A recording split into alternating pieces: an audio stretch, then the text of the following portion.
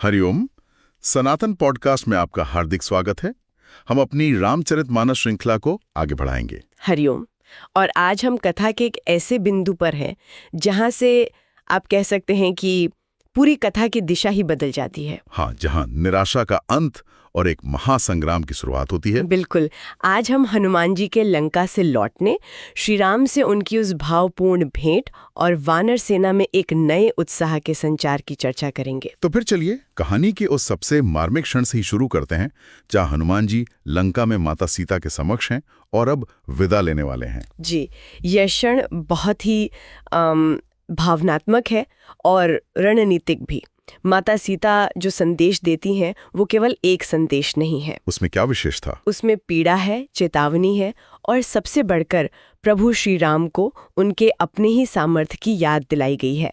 माता सीता हनुमान जी से कहती हैं। क्या कहती हैं वो? तात इंद्रसुत कथा सुनाए हो, बान प्रताप प्रभुई समझाए हो। मास दिवस महु नाथ न आवा, तो पुनि मोहि जियत नहीं पावा। जी, इन दो पंक्तियों में सब कुछ है। यहाँ इंद्रसुत कथा पर थोड़ा रुकते हैं। ये जयंत वाली घटना है ना? हाँ, वही घटना जब इंद्र के पुत्र जयंत ने कौवे का रूप लेकर सीता जी के चरणों में चोंच मारी थी और प्रभु ने सिर्फ एक तिनके को ब्रह्मास्त्र बना दिया था और उसकी आंख फोड़ दी थी। बिल्कुल। तो देखिए सीता जी कितनी कुशलता से उसी घटना की याद दिला रही हैं। वो कह रही हैं कि जो प्रभु एक कौवे के छोटे से अपराध पर इतने क्रोधित हो सकते हैं, वो आज रावण के इतने बड़े अपराध पर शांत कैसे हैं? उन्हें अपने उसी बाण का प्रताप याद दिलाइएगा। ये तो एक तरह से उनके क्षत्रिय धर्म को जगाने का प्रयास है। सही कहा। और फिर वो समय सीमा, मास दिवस महु नाथ न आवा, 1 महीना। ये तो एक तरह की चेतावनी भी है। ये उनकी सहनशीलता की अंतिम सीमा है और ये प्रभु को तुरंत कार्रवाई के लिए प्रेरित करने का एक अचूक तरीका भी है। वो कहते हैं कि यदि 1 महीने में आप नहीं आए तो मुझे जीवित नहीं पाएंगे। और फिर वो हनुमान जी से पूछती हैं, कहूं कपि केहि विधि राखो प्राणा। हे हनुमान, बताओ मैं अपने प्राण कैसे बचाऊं? ये सुनकर तो पवन पुत्र का हृदय भी द्रवित हो गया होगा। तब हनुमान जी उन्हें धीरज बंधाते हैं, उन्हें प्रभु के आने का विश्वास दिलाते हैं। जी, और फिर माता को सांत्वना देकर उनके चरण कमलों में सिर नवाकर वे प्रस्थान करते हैं। जनक सुतहि समुझाए, करि बहुविध धीरज दीन्हा, चरण कमल सिरुनाए, कपि गवन राम पहि कीन्हा। 27। तो अब हनुमान जी लौट रहे हैं। मन में सीता जी का संदेश है, चूड़ामणि है और 1 महीने की समय सीमा का दबाव भी है, लेकिन आत्मविश्वास भी पूरा है। पूरा। और इसीलिए उनकी वापसी कोई शांत घटना नहीं है, ये एक विजय की घोषणा है। जब वो लंका से चले तो उन्होंने ऐसी गर्जना की। कैसी गर्जना थी वो? प्रलयकारी समझिए। चलत महाधुनि गर्जेसी भारी, गर्भुस्त्रवही सुनि निशिचर नारी। मतलब उनकी गर्जना सुनकर राक्षसों की स्त्रियों के गर्भ गिर गए। जी, ये रावण के लिए अंतिम चेतावनी थी। और जब वो समुद्र के इस पार आए, नांगी सिंधु एही पारही आवा, सबद किली किला कपिन सुनावा। अच्छा, तो वही गर्जना यहाँ आकर किलकारी यानी विजय का नाग बन गई। बिल्कुल। एक ही ध्वनि एक जगह भय और दूसरी जगह उल्लास का कारण बनी। और उस किलकारी को सुनकर महीनों से निराश वानरों में जैसे जान आ गई होगी। जान ही आ गई। हर्षे सब बिलो की हनुमाना, नूतन जन्म कपिन तब जाना। उन्हें लगा कि हमारा नया जन्म हो गया है। मुख प्रसन्न तन तेज विराजा, कीन्हे से रामचंद्र करकाजा। उनका प्रसन्न मुख देखकर ही सब समझ गए कि राम का कार्य सिद्ध हो गया है। उनकी दशा कैसी थी? तुलसीदास जी लिखते हैं, तलफत मीन पाओ जिमी बारी। जैसे तड़पती मछली को पानी मिल गया हो। क्या सुंदर उपमा है। सब उनसे मिले और रास्ते भर लंका का वृत्तांत पूछते हुए चले। और इसी विजय के उत्साह में वे एक ऐसी जगह पहुंचते हैं जहां थोड़ा उत्सव का माहौल बन जाता है। आप मधुवन की बात कर रही हैं? हाँ, सुग्रीव का संरक्षित मधुवन। वहां कोई बिना अनुमति के नहीं जा सकता था। लेकिन ये तो जीत के जोश में थे। बिल्कुल। अंगद की सहमति लेकर सब फल खाने लगे, मधु पीने लगे। ये उनकी जीत का जश्न था। और जब रखवालों ने रोका तो उनकी पिटाई कर दी। हाँ, तो वो बेचारे रखवाले भागे भागे सुग्रीव के पास गए शिकायत करने। और एक राजा के तौर पर सुग्रीव को तो क्रोधित होना चाहिए था, पर वो तो प्रसन्न हो गए। यही तो सुग्रीव की बुद्धिमानी है। उन्होंने स्थिति को तुरंत समझ लिया। क्या समझा उन्होंने? जाएं पुकारे ते सब बन उजार, जुबराज सुनी सुग्रीव, हर्ष कपि करी आए प्रभु काज। अच्छा, वो समझ गए कि अगर सीता जी की खबर नहीं मिली होती तो वानरों में, यहाँ तक कि युवराज अंगद में भी इतना साहस कभी नहीं होता कि वो मधुवन को उजाड़ें। मतलब उनका ये उपद्रव ही उनकी सफलता का सबसे बड़ा प्रमाण था। बिल्कुल सही। और उनका अनुमान सच भी निकला। अब ये विजयी वानर दल श्री राम के पास पहुंचता है। उस मिलन का वातावरण कैसा रहा होगा? उत्साह, भक्ति और भावुकता से भरा हुआ।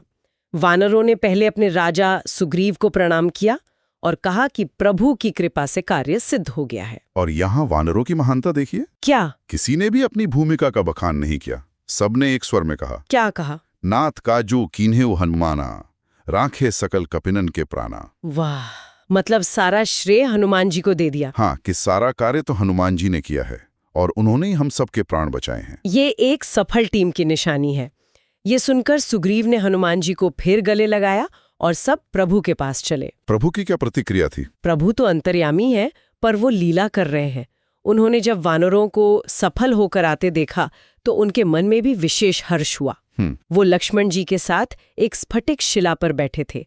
सब वानर जाकर उनके चरणों पर गिर पड़े। प्रभु ने सबको प्रेम से उठाया, गले लगाया। फिर संवाद किसने शुरू किया? सबसे पहले दल के सबसे वरिष्ठ और ज्ञानी सदस्य जामवंत जी ने। अच्छा। और उन्होंने स्तुति से शुरुआत की। अच्छा। उन्होंने कहा, जामवंत कह सुनो रघुराया, जापर नाथ करहु तुम दाया, ताही सदा शुभ कुशल, निरंतर सुर नर मुनि प्रसन्नता ऊपर। जी, कितना गहरा भाव है। हे नाथ, जिस पर आपकी दया हो जाए उसके लिए तो हमेशा ही शुभ और कुशल है। देवता, मनुष्य, मुनि सब उस पर प्रसन्न रहते हैं। वही विजयी है, वही विनयशील है, वही गुणों का सागर है। जामवंत जी यहाँ पर हनुमान की सफलता का रहस्य बता रहे हैं कि ये हनुमान का पुरुषार्थ नहीं, आपकी कृपा का परिणाम है। बिल्कुल। फिर जामवंत जी ने हनुमान जी के शौर्य का वर्णन करते हुए कहा कि पवन पुत्र ने जो किया है उसका वर्णन 1000 मुखों से भी संभव नहीं है। और फिर उन्होंने पूरा वृत्तांत प्रभु को सुनाया। यह सब सुनकर कृपानिधि श्री राम की क्या प्रतिक्रिया हुई? वो बहुत प्रसन्न हुए। उन्होंने हर्षित होकर हनुमान जी को फिर से अपने हृदय से लगा लिया और फिर उन्होंने वही प्रश्न पूछा जो एक पति के रूप में उनके हृदय को महीनों से साल रहा था। क्या? हे तात, कहो सीता किस प्रकार रहती और अपने प्राणों की रक्षा करती हैं? और इस एक प्रश्न के उत्तर में हनुमान जी ने जो दोहा कहा है वो तो अद्भुत है। निसंदेह भक्ति और विरह साहित्य का शायद वो शिखर है। कहिए जरा। हनुमान जी सीता जी की पूरी स्थिति को बस 2 पंक्तियों में समेट देते हैं। नाम पाहुरु दिवस निसी, ध्यान तुम्हार कपाट, लोचन निज पद जंत्रित, जाहि प्राण के ही बाट। इसकी व्याख्या कीजिए, ये बहुत गहरा है। देखिए, नाम पाहुरु दिवस निसी, आपका नाम रात दिन पहरेदार बनकर खड़ा है। अच्छा। ध्यान तुम्हार कपाट, आपका ध्यान ही दरवाजा है जो बंद है। लोचन निज पद जंत्रित, और आंखों को आपके चरणों में लगाकर उन्होंने उस दरवाजे पर ताला लगा दिया है। तो अब प्राण निकलना तो चाहते हैं, पर जाएं किस रास्ते से? हाँ, सारे रास्ते तो आपकी भक्ति ने बंद कर दिए हैं। क्या अद्भुत कल्पना है सच में। इसके बाद हनुमान जी वो चूड़ामणि श्री राम को देते हैं। प्रभु उसे तुरंत अपने हृदय से लगा लेते हैं, जैसे सीता जी का ही स्पर्श कर रहे हो। और फिर सीता जी का संदेश सुनाते हैं। हाँ, जिसमें वे पूछती हैं कि मन, वचन और कर्म से आपकी अनुरागी होने पर भी आपने मुझे किस अपराध से त्याग दिया, और अपना एक ही दोष मानती हैं कि वियोग होते ही उनके प्राण नहीं निकल गए। जी। और आगे विरह की अग्नि का जो वर्णन है वो भी बहुत मार्मिक है। कौन सा? बिरह अग्नि तनुतूल समीरा, श्वास जरई छन माही शरीरा। कहते हैं कि विरह अग्नि है, शरीर रुई है और श्वास हवा है। इस हिसाब से तो शरीर को क्षण भर में जल जाना चाहिए। जल जाना चाहिए था, पर नयन स्त्रवही जलु निजहित लागीन, जरे न पाव देह बिरहागीन। अच्छा। नेत्र आपके दर्शन के स्वार्थ में आंसुओं का जल बरसाते रहते हैं, जिससे यह विरह की आग भी शरीर को जला नहीं पाती। अद्भुत। यानी आंसू दुख के नहीं, प्राणों के रक्षक हैं। क्योंकि उनमें प्रभु दर्शन की आशा छिपी है। और अंत में हनुमान जी निवेदन करते हैं कि हे करुणानिधि, सीता जी का एक एक पल एक एक कल्प के समान बीत रहा है। निमिष निमिष करुणानिधि, जाहि कल्प सम बीती, बेगे चलिय प्रभु आन्य भुजबल खलदल जीती। जी। अतः हे प्रभु, तुरंत चलिए। ये दुख सुनकर सुख के धाम प्रभु श्री राम के कमल नेत्रों में भी जल भर आया। ईश्वर अपने भक्त की पीड़ा में रो रहे हैं। उनकी आंखें भर आईं, पर उन्होंने स्वयं को संभाला और कहा, जिससे मन, वचन और शरीर से मेरा ही आश्रय हो, उसे स्वप्न में भी विपत्ति नहीं हो सकती। और इसके बाद जो संवाद होता है वो तो प्रभु और भक्त के संबंध का शिखर है। बिल्कुल। प्रभु श्री राम हनुमान जी के उपकार के विषय में जो कहते हैं वो अद्वितीय है। क्या कहते हैं वो? सुनो कपि तो ही समान उपकारी, नहीं को सुर नर मुनि तनुधारी। प्रति उपकार करऊं का तोरा, सन्मुख होई न सकत मन मोरा। सोचिए, हाँ, है हनुमान, सुनो, तुम्हारे समान मेरा उपकारी कोई नहीं है। मैं तुम्हारा एहसान कैसे चुकाऊं? मेरा मन भी तुम्हारे सामने नहीं हो सकता। अविश्वसनीय है। भगवान स्वयं कह रहे हैं कि वो अपने भक्त के ऋण तले दब गए हैं। और वे आगे कहते हैं, सुनो सुत तो ही उरिन में नाही। है पुत्र, मैंने मन में खूब विचार कर लिया, मैं तुमसे कभी उरिन नहीं हो सकता। भगवान जब अपने भक्त को पुत्र कहें और स्वयं को उसका ऋणी बताएं, ये तो भक्ति की पराकाष्ठा है। ये सुनकर हनुमान जी की जो दशा हुई, वो क्या हुआ उन्हें? वो प्रेम में व्याकुल हो गए। सुन्नी प्रभु बचन, बिलो की मुख गात हर्षी, हनुमंत चरण परेव प्रेमाकुल, त्राही त्राही भगवंत। पतिटू, हे भगवन, मेरी रक्षा करो कहते हुए श्री राम के चरणों में गिर पड़े। जी, और प्रभु बार बार उन्हें उठाना चाहते हैं, पर प्रेम में डूबे हनुमान जी को चरण छोड़ना अच्छा ही नहीं लग रहा। इसके बाद प्रभु ने उन्हें उठाया, हृदय से लगाया, और फिर माहौल थोड़ा हल्का होता है ना? हाँ, प्रभु लीला करते हुए उनके पराक्रम की कथा उन्हीं के मुंह से सुनना चाहते हैं। पूछते हैं, हनुमान बताओ तो, उस सुरक्षित लंका को तुमने कैसे जलाया? और यहाँ हमें हनुमान जी के चरित्र का एक और शिखर देखने को मिलता है, उनकी विनम्रता। जरा भी अभिमान नहीं, हाथ जोड़कर कहते हैं। क्या कहते हैं? साखा मृग कै बड़ी मनुसाई, साखा ते साखा पे जाई। नाग सिंधु हाटकपुर जारा, निशिचर गण बध बिपिन उजारा। सो सब तव प्रताप रघुराई, नाथ न कछु मोर प्रभुताई। वाह, वानर का पुरुषार्थ बस इतना ही है कि वो एक डाल से दूसरी डाल पर कूद जाए।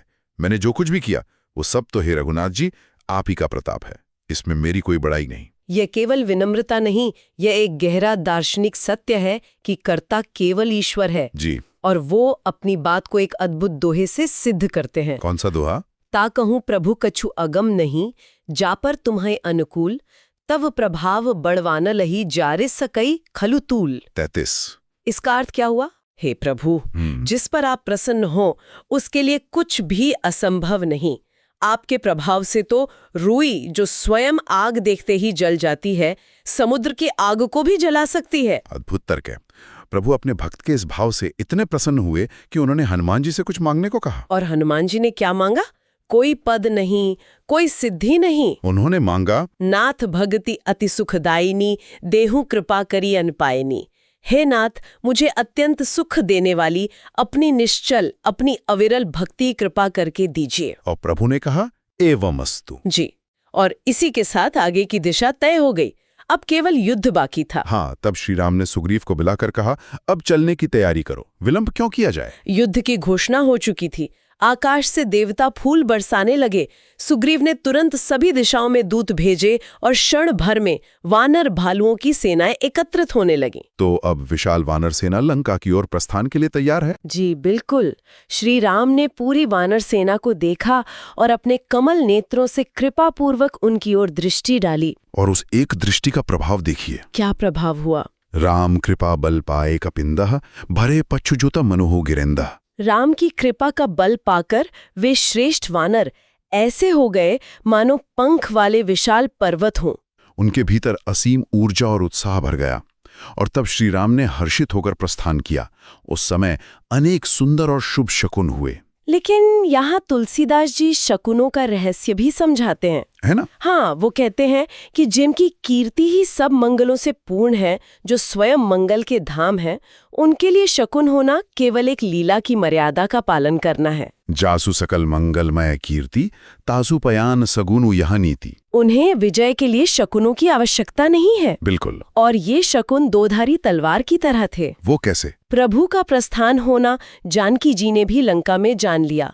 उनके बाएं अंग फड़क फड़क कर मानो कह रहे थे कि श्री राम आ रहे हैं। अच्छा। और जो जो शकुन जानकी जी के लिए शुभ हुए, वही सब रावण के लिए भयंकर और अशुभ यानी उसकी मृत्यु के सूचक बन गए। तो आज हमने देखा कि कैसे हनुमान जी ने अपने शौर्य, बुद्धि और सबसे बढ़कर अपनी अनन्य भक्ति से एक असंभव कार्य को संभव कर दिखाया। और हमने ये भी देखा कि एक सफल संदेश कैसे एक हारी हुई सेना में जान फूंक सकता है और एक महायुद्ध की नींव रख सकता है। और प्रभु श्री राम का अपने भक्त के प्रति वो असीम प्रेम और कृतज्ञता वो भी अनुभव किया। जी, ये कथा हमें सिखाती है कि सच्चा भक्त अपनी सफलता का श्रेय कभी स्वयं नहीं लेता, बल्कि सदा अपने प्रभु को देता है। हनुमान जी का चरित्र हमें विनम्रता और निस्वार्थ सेवा की वह प्रेरणा देता है जो हर युग में प्रासंगिक है। और अब वानर सेना लंका की ओर चुपकी है। आगे धर्म और अधर्म का महासंग्राम प्रतीक्षा कर रहा है, जिसकी चर्चा हम आगे करेंगे। तो हमें आशा है कि आपको हमारी आज की चर्चा पसंद आई होगी। सनातन धर्म से संबंधित ऐसी ही और चर्चाओं के लिए हमारे चैनल को अवश्य सब्सक्रिप्शन लें। धन्यवाद। जय श्री राम।